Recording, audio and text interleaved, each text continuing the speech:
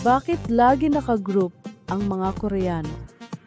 Kahit sa maliliit na gawain, napansin mo ba ito sa mga Koreano? Bakit parang lagi silang nakabonding package? Kahit sa simpleng lakad lang, mag-milk tea lang, or bibili lang sa convenience store, nakagroup sila. Minsan nga 5 sila, bibili lang ng isang ice cream. Tapos may designated roles pa. Isang leader, isang taga-picture, isang taga-tanong ng directions, at yung isa taga-dala ng bag. Parang K-drama squad, pero sa totoong buhay. Ang tawag dito, Jong. It's a Korean concept for deep connection and loyalty among friends. Parang hindi lang friends, parang mini-family na sila.